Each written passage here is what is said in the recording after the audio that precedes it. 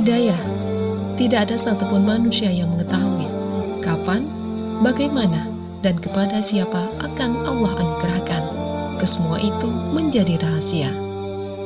Namun beruntunglah orang-orang pilihan yang hatinya Allah berikan hidayah. Seperti firman Allah di dalam surat Al-An'am ayat 125 yang artinya, barang siapa yang Allah kehendaki, akan Allah berikan hidayah atau petunjuk. Niscaya Allah lapangkan dadanya untuk meyakini dan menerima kebenaran Islam.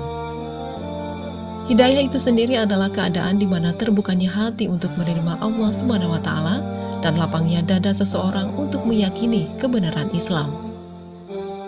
Hal itulah yang dirasakan oleh pria yang kini berusia 62 tahun, Muhammad Julius Purba. Ayah dari 2 orang anak ini memutuskan untuk memeluk agama Islam di usia remaja. Karena kesehariannya yang akrab dengan aktivitas ibadah yang dilakukan oleh teman-teman muslim di lingkungan sekolah dan tempat tinggalnya. Memang di dalam tempat tinggal kami itu di Kota Madia Tebing Tinggi itu mayoritas muslim, mayoritas muslim itu boleh dikatakan 95% itu muslim. Jadi kami pada waktu itu orang tua kami di Kodim dan banyak sekali kegiatan-kegiatan yang dilaksanakan baik di sekolah maupun di kampung kami tentang apa sih kegiatan orang-orang agama Islam gitu. Saya justru di SMP sering diajak teman-teman yang muslim ketika ada acara PHBI. Saya kebetulan senang mendekor. Mereka suka mengajak saya. Jadi pada saat acara-acara itu juga mereka sambil ngaji, sambil apa, makin lama makin menarik gitu. Bahkan kalau pada saat bulan puasa seperti ini, kami dulu rajinnya itu ngumpulin hantaran dari rumah-rumah itu kayak kue, roti, dan lain sebagainya. Jadi ketika orang sholat semua, saya kan nggak sholat, saya suruh jaga karena saya nggak sholat gitu. Sementara mereka sholat, saya cicipin beberapa gitu, asik banget gitu. Tapi Seorang Julius Purba menemukan keindahan dan ketenangan dalam rutinitas ibadah umat muslim yang dianggapnya tidak monoton seputar ibadah. Namun juga banyak kegiatan keagamaan lainnya yang bisa dilakukan. Itulah yang menjadi titik balik seorang Julius Purba untuk memeluk agama Islam.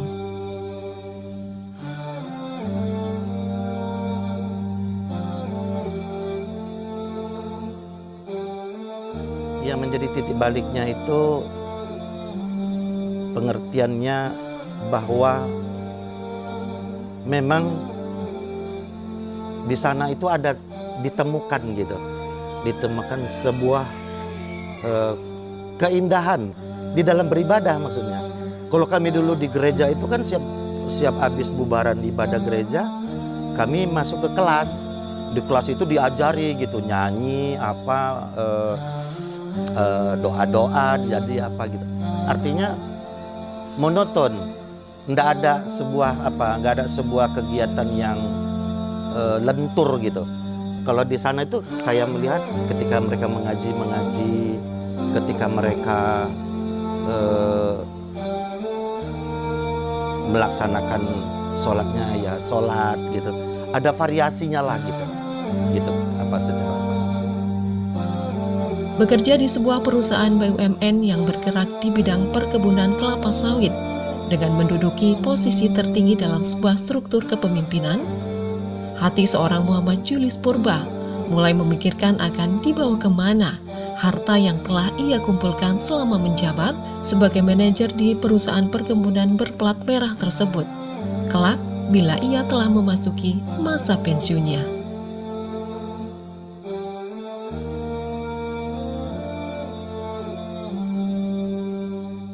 Kami terinspirasi waktu itu mendirikan pondok pesantren ini di tahun 2016. Artinya 2 tahun lagi saya mau pensiun dari sebuah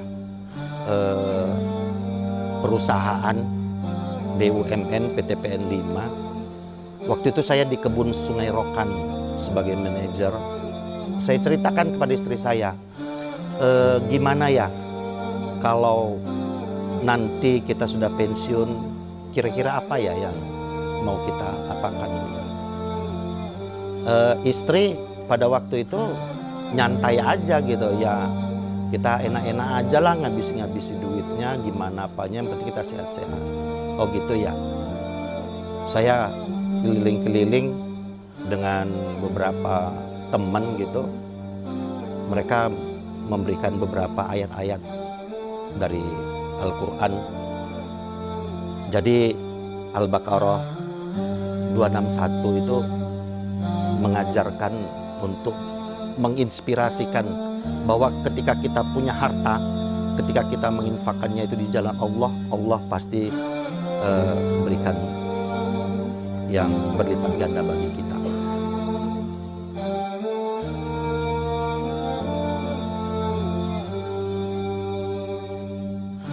Sampai akhirnya kebulatan tekad seorang Muhammad Julius Purba untuk menginfakkan harta kekayaannya di jalan Allah Subhanahu wa Ta'ala, hasil dari yang telah ia kumpulkan selama bekerja di perusahaan perkebunan kelapa sawit tersebut.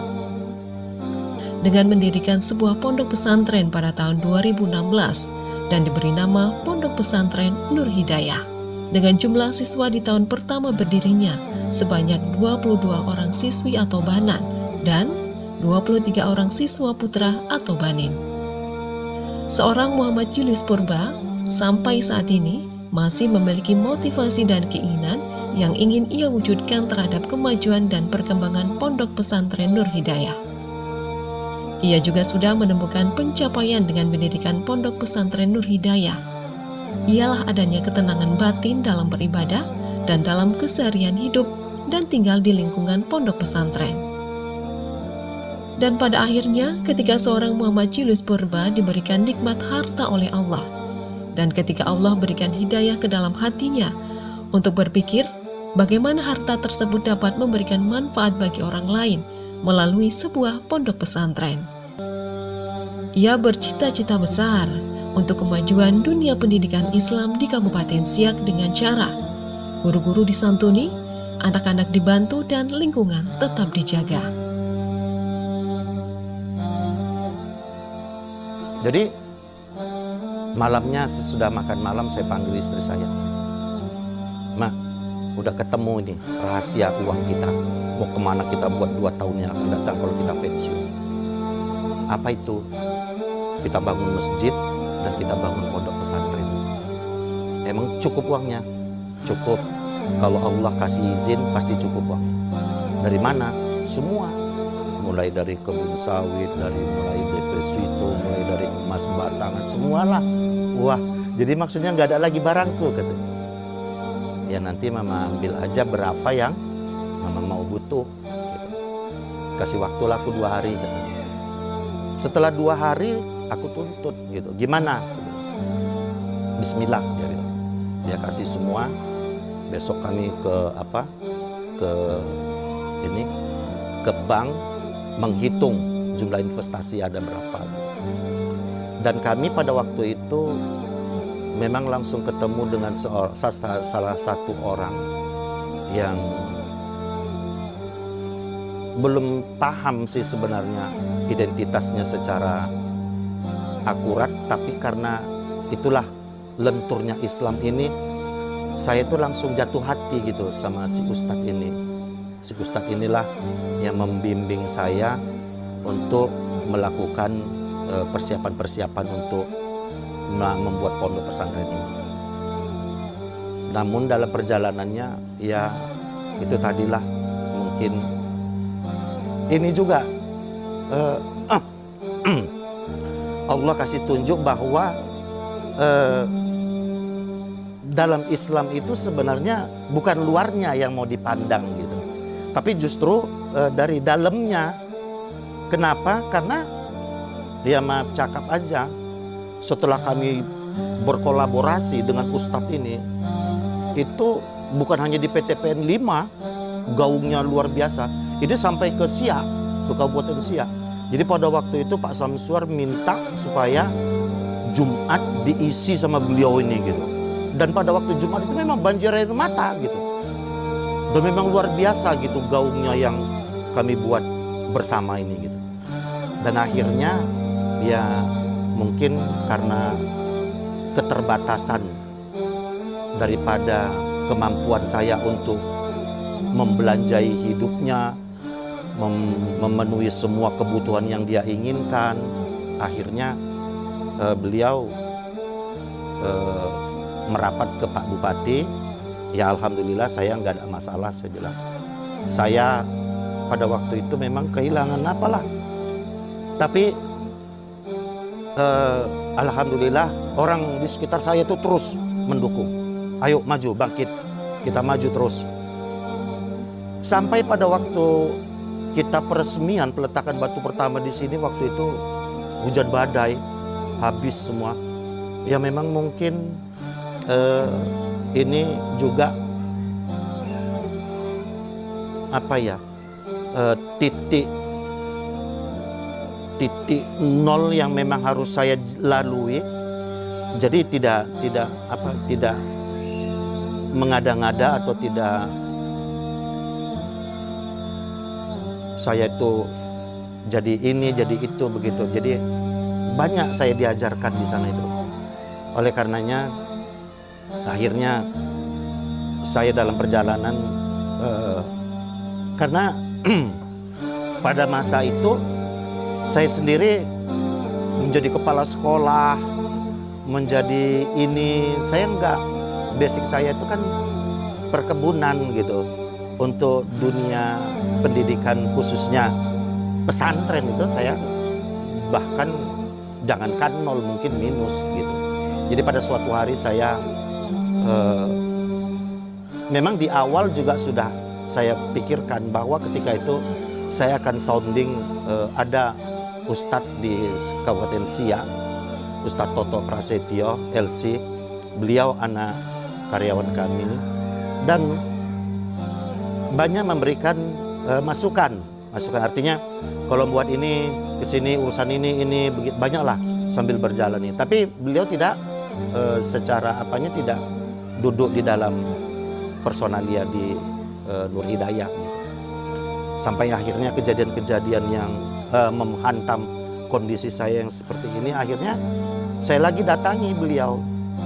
Saya tidak ada waktu untuk mengatakan bahwa pesantren ini harus berhenti, enggak. Tapi bagaimana supaya pesantren ini bisa berjalan terus maju, tumbuh dan berkembang. Tidak ada orang yang pas menurut naluri saya, karena saya sudah datangi si A, si B, si C, nggak ada yang pas menurut naluri saya kecuali Ustadz. Itu Ustadz Toto Prasetyo, waktu itu saya bawa ke Islamic Center. Di Islamic Center ini kami berdebat gitu. Sampai 3 kali pertemuan, beliau meminta izin untuk sholat istikharah.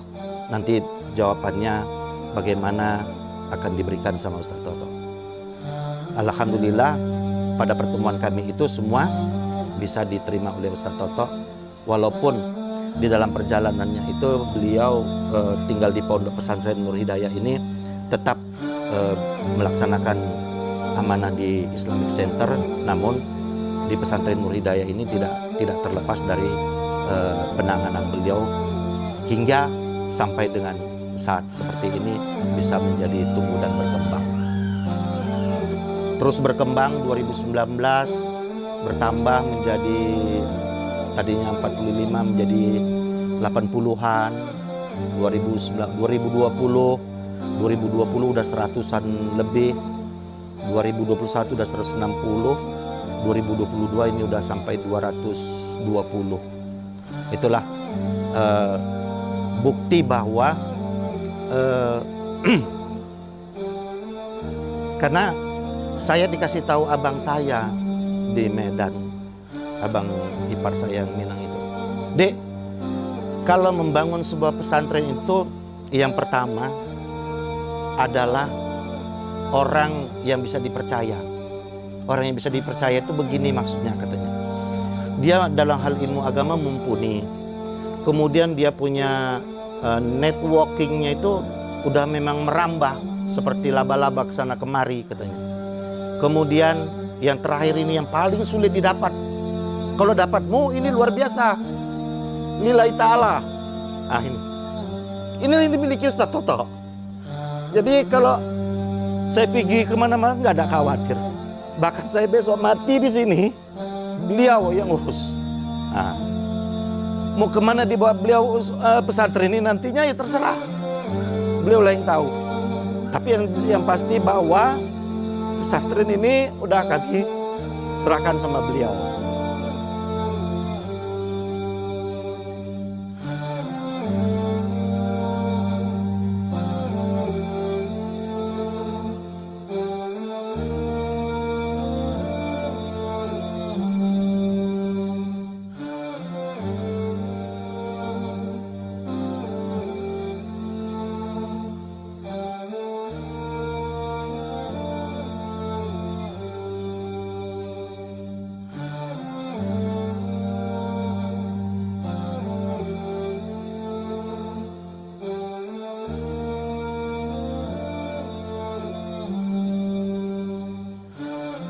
Awalnya sih khawatir tentang uang yang begitu banyak yang kami kumpul dari PT PN 5 itu. Gitu. Khawatirnya berkaca dari perilaku saya yang memang pada masa itu ya boleh dikatakan kalau berteman itu memang nggak mau 60-70, 100 lebih gasnya itu gaspol gitu. Jadi kalau berteman 100 gaspol itu. Jadi kalau yang namanya persiapan untuk pensiun ini nggak aku hempang, ya alamatlah. Artinya mungkin jangkauan perjalananku bukan hanya Pekanbaru, Batam, Jakarta, Bali dan sebagainya itu mungkin hal yang mudah. Oleh karenanya terinspirasi tadilah bahwa emang bahagia mana sih ketika kita punya uang banyak dengan tidak memiliki uang tapi punya sarana untuk membahagiakan diri kita dan orang lain. Yang bisa bahagia ini diri kita dan orang lain. Inilah yang mau saya cari gitu. Alhamdulillah ya mudah-mudahan kedepannya ini bisa ditemukan bekerja sama dengan Ustadz Toto. Kita bisa lebih menikmatinya gitu. Wah, alhamdulillah kalau secara psikologinya bahwa saya udah merasakan bahwa dari mulai bangun pagi itu pukul 3:30 atau pukul 3 atau pukul berapa, suasana di sini ini memang kelihatannya udah surganya hati ya, surganya hati, bukan maksudnya surganya yang secara konkret yang jannah, bukan. Surganya hati itu ketenangan jiwa gitu. Jadi ketika saya berangkat atau mengerjakan sesuatu di sini ini memang udah menjadi apanya ya, menjadi mulai dari isi sampai kulit pembungkus dan lain sebagainya gitu. Bahkan ketika saya ketemu dengan orang-orang di luar sana yang memang udah enggak satu mainan lagi, saya memang tetap harus menghindar gitu. Jadi yang pasti di sini bahwa suara anak mengaji, suara anak ribut, gaduh, apalagi ibunya ya, istri saya itu sekarang senangnya itu melihat anak-anak makan, mengurusin koperasi, ini semua menjadi dunia baru bagi dia dan menyehatkannya justru. Oleh karenanya dia sangat berterima kasih ya. Mungkin inilah tempat yang memang dicita-citakan tapi terwujudnya dalam suasana seperti ini gitu. Mudah-mudahan ya kalau dibilang sehatnya istri saya itu sekarang ini jauh lebih sehat sekarang ini dibandingkan waktu masa saya atau dia menjadi istri manajer pada waktu itu. Sekarang itu sehat betul, berpikirnya enak. Mudah-mudahan dia teruslah, dia bisa banyak meningkatkan ibadahnya, memperbanyak amalan-amalannya. Nah, jadi ketika kita memang berpikirnya membangun sebuah lembaga pendidikan, khususnya pondok pesantren ini, terhadap nilai investasi, besaran nilai investasi yang berapa kita keluarkan dan kapan ini akan dikembalikan, ini alamat menjadi sebuah pertanda buruk. Tapi ketika kita memang membangunnya ini tahap demi tahap, setiap tahun kita keluarkan biaya sekian, kita pakai sekian, ini nggak terasa kok. Jadi alangkah indahnya ketika kita semua, apalagi orang-orang di seberang sana itu banyak yang ekonominya kuat. Sebenarnya saya sih nggak berani mengajak, cuman saya hanya menyampaikan dan membuktikan bahwa ketika saya memang menghabiskan seluruh investasi yang ada kami miliki dan kami mendapatkan hal yang seperti ini, rasa-rasanya jauh lebih besar ketika kami sekarang ini rasanya lebih besar memiliki kekayaan yang diberikan Allah Subhanahu wa Ta'ala kepada kami dibandingkan kami menyimpan uang di bank, membeli batangan emas, deposito, kebun sawit. Memang semalam terasa sih 45 hektar yang kami jual, harganya sawit melonjak ya. Tapi itu hitungan detik aja kok, gitu. Kemudian hilang dia kok. Enggak sampai nyingsep gitu, waduh enggak. Kenapa? Karena memang udah masuk. Jadi ya bahkan di mana nanti saya ditanam sama ibu udah saya siapin kok. Jadi kan saya udah artinya ikhlas. Semua ini kembali kepada Allah. Enggak ada yang kita banggakan. Wah, aku dulu waktu manajer gajiku sekian, enggak ada. Jadi nikmat yang paling utama ketika kita memiliki harta adalah bagaimana memberikan manfaat kepada orang lain. Sehingga Islam bisa merambah sampai ke seantero seluruh dunia. Inilah sebenarnya cita-cita Rasulullah. Alhamdulillah di Kabupaten Siak ini, di Dayun, ada bagian-bagian kecil yang memberikan kesempatan kepada anak-anak kita untuk belajar di pesantren Nur Hidayah. Dan saya berpesan nantinya kalaupun bisa kepada Ustadz Toto, nanti ketika ini sudah ya mapan lah, baik dari segi pembiayaan untuk operasional guru, ustadzah, kemudian fasilitas-fasilitas lainnya, tolonglah diikuti, disamakan perkembangannya. Jangan artinya kita ini cukuplah seperti ini, belajarnya seperti ini, jangan. Kalau perlu gurunya yang dari Mesir, dari sekarang itu udah ada 4 LC, bayangkan. Jadi nanti kalau ada juga anak-anak yang berprestasi, kita beasiswakan. Bagus juga kita sekolahkan sampai ke sana. Karena mungkin kita udah mulai punya uang. Kalau memang betul bisa, kenapa nggak harus ini? Jadi mana yang mau diprioritaskan? Guru disantuni, anak-anak dibantu, lingkungan dijaga. Alhamdulillah ini semua sudah dirintis sama Ustadz Toto Prasetyo. Mudah-mudahan niat baik kami ini mendapat berkah dan ridho dari Allah Subhanahu wa Ta'ala. Memang ketika Islam itu memang sudah menyatu dengan darah daging kita, insya Allah. Saya diajak kemana pun nggak takut kalau hanya 100.000. Benar. Kalau dulu jangankan 100.000, dengan uang sekian aja saya udah pusing gitu.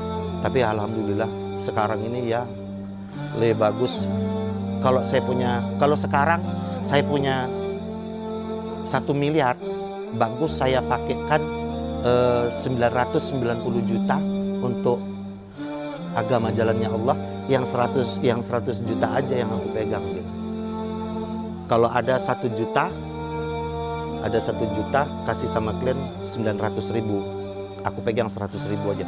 Aku itu merasa lebih besar yang aku pegang 100.000 timbang yang aku kasih 900.000. Itulah yang aku dapatkan dalam Islam ini. Seiring berjalannya perjalanan ilmu agama ini tadi.